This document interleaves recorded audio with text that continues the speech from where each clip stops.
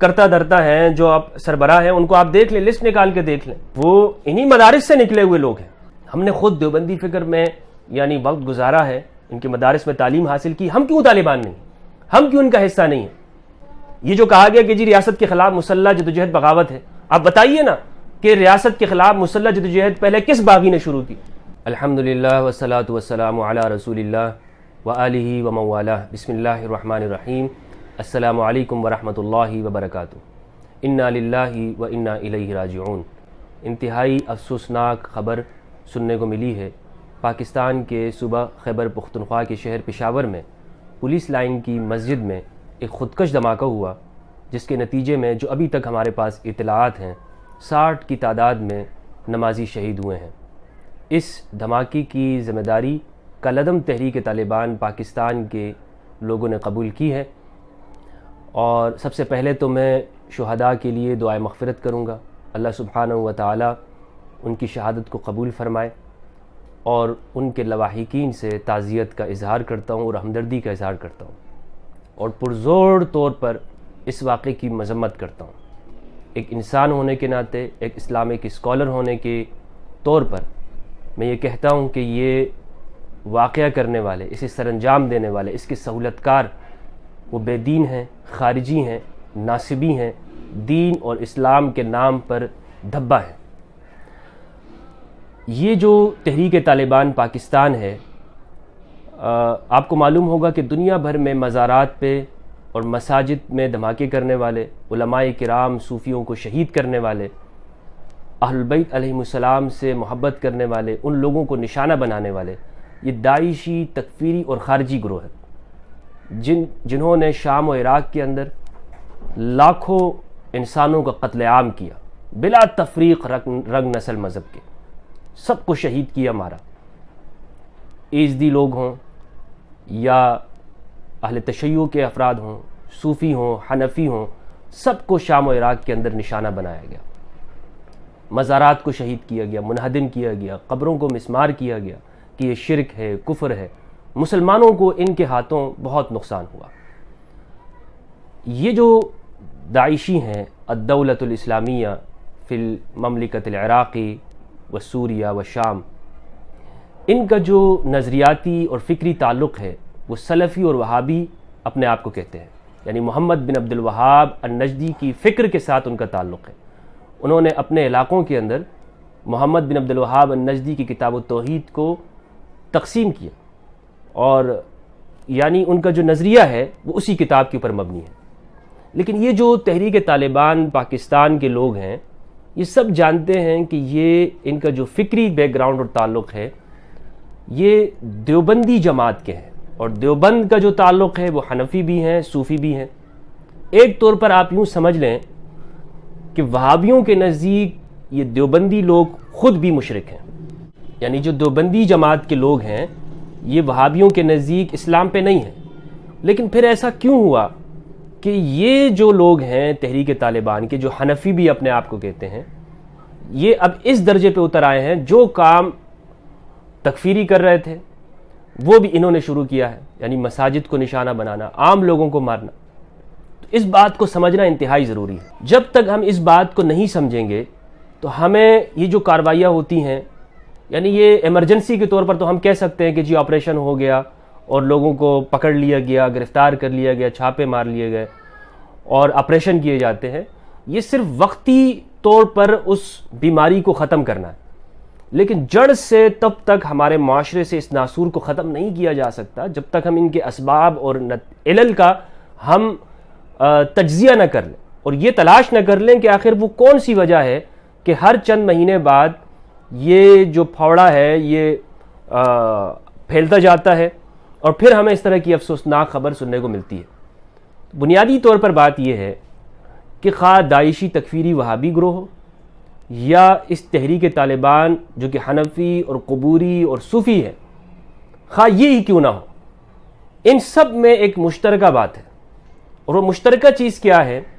وہ یہ ہے کہ جو ان کے مذہب پر ہو، ان کی فکر سے وابستہ ہو، وہی مسلمان ہے، اور جو ان کی فکر اور مذہب پہ نہیں ہے، ان کے عقائد پہ نہیں ہے، یا ان کے مشن میں ان کے ساتھ نہیں ہے، وہ مسلمان نہیں ہے۔ یعنی مذہب کے نام پر دوسروں کی تکفیر کرنا، پوری امت اسلامیہ کی مشکلات اس ایک لفظ کے اندر ہے۔ یہ جو لفظ ہے تکفیر، اس کا واسطہ آج سب کو ہے۔ جنہوں نے یہ آگ لگائی ہے، مسلمانوں کے درمیان میں تقسیم پیدا کی، سنی شیعہ کے خلاف فتوے دیے، شیعوں کے خلاف نفرت انگیز کتابیں لکھی، تقاریر کی، ان کو پروموٹ کیا، آج بھی یوٹیوب کے اوپر موجود ہے، دیواریں کالی کی گئی ہیں۔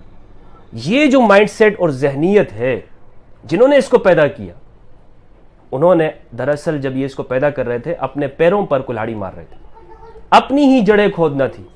آج یہ ہمارے لیے سب کے خلاف استعمال ہو رہا ہے۔ یہ جو ابھی مسجد میں جو خودکش دھماکہ ہوا ہے پشاور میں پولیس لائن میں، یہ اہل سنت کے لوگ ہیں، اور یعنی کچھ شیعہ متاثر نہیں ہوئے، لیکن انسان تو متاثر ہوئے ہیں۔ مگر کہنے کا مقصد یہ ہے کہ طالبان بھی تو اسی مسلک کے ہیں، تو پھر آخر وہ ایسا کیوں کر رہے ہیں؟ وہ اس لیے کر رہے ہیں کہ یہ لوگ بھی ان کے ساتھ شامل نہیں ہیں۔ طالبان اور ان جیسی جو ذہنیت ہے خارجیوں کا، ان کا ماننا یہ ہے کہ جو بھی ان کے ساتھ شامل نہیں ہے وہ مجرم ہے۔ تو معلوم یہ ہوا کہ اصل مرض جو ہے وہ یہ ہے تکفیر، کہ مذہب کی بنیاد پر دوسروں کو کافر قرار دینا اور پھر انہیں واجب القتل قرار دے دینا۔ آج دنیا بھر کی جو مسلم ریاستیں ہیں انہیں اس جن سے سابقہ پڑا ہوا ہے، اس مشکل سے سابقہ پڑا ہے جسے تکفیر کہتے ہیں۔ مگر افسوس یہ ہے کہ پاکستان کے اندر ایسے قوانین تو بنائے جاتے ہیں جس میں اہل البیت علیہم السلام کے محبین کے لیے مشکلات ہوں، لیکن ایسے قوانین نہیں بنتے ہیں کہ جس میں ان تکفیری گروہوں کی سرکوبی کی جائے۔ مساجد کے اندر جو امام جو لگائے جاتے ہیں، خواہ حکومت کے ہوں یا دوسرے ہوں، وہاں پر نہ ان اماموں کی تربیت ہے، نہ ان کی اس بات میں نگرانی ہے کہ وہ کیا خطبات دے رہے ہیں، مسجدوں میں کیا تقاریر ہو رہی ہیں۔ ابھی کوہاٹ کے اندر غالباً ایک جنازے میں اعلان کیا گیا کہ ہمارے ان مردوں کو، ان کی چارپائیوں کو کوئی شیعہ ہاتھ نہ لگائے۔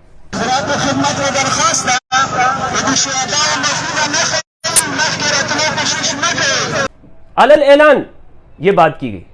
کیا اس سے نفرت نہیں پھیلتی ہے؟ مذہب کی بنیاد پر جو ہمارے ہاں خطبات دیے جاتے ہیں، تقریریں کی جاتی ہیں، فرقوں کے لوگ جو گفتگو کرتے ہیں، وہ سب کیا ہیں؟ وہ یہی ہے جس کی کوکھ سے اس طرح کی تکفیریت پیدا ہوتی ہے۔ یہ جو تحریک طالبان ہے، یہ انہی کی کوکھ سے پیدا ہوئی ہے، انہی کی فکر والے ہیں۔ اس کے جو آپ جو کرتا درتا ہیں، جو آپ سربراہ ہیں، ان کو آپ دیکھ لیں، لسٹ نکال کے دیکھ لیں، وہ انہی مدارس سے نکلے ہوئے لوگ ہیں، انہی کے لوگوں کے ساتھ ان کا تعلق ہے، جن کو مفتی تقی عثمانی صاحب خود افغان جہاد میں ان کے بھائی وہ رہ چکے ہیں۔ یہ سب جانتے ہیں ایک دوسرے کو، انہیں معلوم ہے۔ یہ اچھی بات ہے کہ ابھی علماء نے ایک فتویٰ نکالا، پشاور کے اندر بھی علماء نے نکالا اور ملکی سطح کے اوپر، کہ ریاست کے خلاف مسلح جدوجہد بغاوت ہے۔ یہ سب نے بہترین فیصلہ دیا، اور ڈاکٹر طاہر القادری صاحب نے بہت پہلے 500 صفحات کے اوپر ایک فتویٰ دیا تھا تکفیریت اور دہشت گردی اور خارجیت کے خلاف۔ تو یہ تو خوش آئند بات ہے، لیکن اگر آپ اس بات کو دیکھتے ہیں کہ یہ جو طالبان ہے، یہ دیوبندی فکر کے لوگ ہیں۔ ہم نے خود دیوبندی فکر میں یعنی وقت گزارا ہے، ان کے مدارس میں تعلیم حاصل کی، ہم کیوں طالبان نہیں؟ ہم کیوں ان کا حصہ نہیں ہیں؟ میں آپ کو گارنٹی کے ساتھ کہتا ہوں کہ یہ جو مدارس کے اندر جو نصاب پڑھایا جاتا ہے، اس میں جو تشریحات ہوتی ہیں، جو مدرسین کرتے ہیں، خاص طور پر عقائد کے باب میں اور تفسیر کے اندر اور پھر حدیث کی تشریحات کے اندر، اور جو بزم کی جو تقریریں ہوتی ہیں، آپ اس کو چیک کریں، ریکارڈ کریں، تو یہ سب ذہنیت وہاں پہ پیدا ہوتی ہے۔ ہم اس لیے نہیں ہیں کہ اللہ سبحانہ و تعالیٰ نے ہمیں اہل البیت علیہ السلام کی معرفت عطا کی، اور اس ملائیت جو کہ تکفیری ملائیت ہے، اس سے ہمیں نکالا۔ آج ضرورت اس بات کی ہے کہ لوگوں تک صحیح اسلام کی تعبیر پہنچائی جائے۔ یہ جو کہا گیا کہ جی ریاست کے خلاف مسلح جدوجہد بغاوت ہے، آپ بتائیے نا کہ ریاست کے خلاف مسلح جدوجہد پہلے کس باغی نے شروع کی؟ کس نے جتے اور گروہ بنائے اور امیر المؤمنین امام علی علیہ السلام کے خلاف مسلح جدوجہد کی؟ اس پر تو آپ FIR کرتے ہیں، اور یہ فتویٰ آپ دیتے ہیں کہ جناب آج پاکستان کی ریاست کے خلاف اگر کوئی مسلح جدوجہد کرتا ہے تو وہ باغی ہے۔ لیکن یہی بات تو حدیث میں بتائی گئی ہے، احادیث سے بتائی گئی ہے کہ ریاست کے خلاف مسلح جد بغاوت ہے، کس نے شروع کی؟ وہاں پر آپ کیوں نرم گوشہ رکھتے ہیں اور پھر کہتے ہیں نہیں یہ بات کرنا تو توہین ہے؟ یہ پورا جو سلسلہ ہے اس کو سمجھنا ہوگا، اور اصل جو جڑ ہے وہاں تک ہمیں نہیں، جب تک نہیں پہنچیں گے یہ مسائل ہمیں پیش رہیں گے۔ میں آخر میں پھر شہداء کے ساتھ اور ان کے لواحقین کے ساتھ اظہار ہمدردی کرتا ہوں۔ اللہ سبحانہ و تعالیٰ پاکستان کو پرامن بنائے، یہاں کے رہنے والوں کی جان، مال، عزت کی، آبرو کی حفاظت ہو، اور جلد از جلد ہمیں اس پر ایکشن لینا ہوگا کہ تکفیر کے خلاف قانون پاس کرنا ہوگا، ورنہ تو یہ سب کچھ ہوتا رہے گا۔ اللہ سبحانہ و تعالیٰ ہم سب کو قرآن مجید اور اہل بیت علیہ السلام کی معرفت عطا فرمائے۔ والسلام علیکم ورحمۃ اللہ وبرکاتہ۔